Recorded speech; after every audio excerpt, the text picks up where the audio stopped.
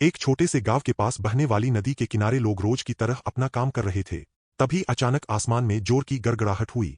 सभी लोगों ने ऊपर देखा और हैरान रह गए। आसमान से एक बहुत बड़ा गर्मागर्म पिज्जा सीधा नदी में आ गिरा। आवाज से पूरा गांव हिल गया। नदी का पानी उछलकर किनारों तक आ गया।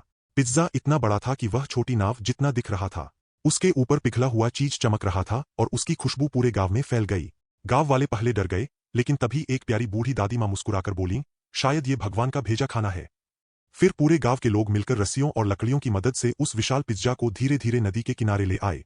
सब लोग हैरानी से उसे देख रहे थे। जब गांव वालों ने पिज्जा का पहला टुकड़ा काटा, तो कुछ ही सेकंड में पिज्जा फिर से उतना ही बड़ा हो गया। देखकर सभी लोग खुश हो गए। फिर सबने मिलकर पिज्जा खाना शुरू किया। बच्चे, बूढ़े, महिलाएं, सभी पेट भरकर खाने लगे। लेकिन मजेदार बात यह थी कि जितना पिज्जा काटते, वह हर बार फिर से पूरा हो जाता था।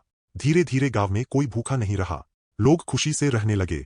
लेकिन गांव के एक लालची आदमी ने सोचा, अगर मैं पूरा पिज्जा अकेले ले जाऊं तो बहुत अमीर बन जाऊंगा। उस रात वह चुपके से पिज्जा चुराने नदी किनारे पहुंचा। जैसे ही उसने पिज्जा को हाथ लगाया, पिज्जा चमकने लगा और हवा में उड़कर वापस आसमान में गायब हो गया। अगले दिन नदी किनारा ही था। गांव वालों को समझ आ गया कि जादुई चीजें सिर्फ मिल बांटकर इस्तेमाल करने से खुशियां देती है, लालच करने से नहीं।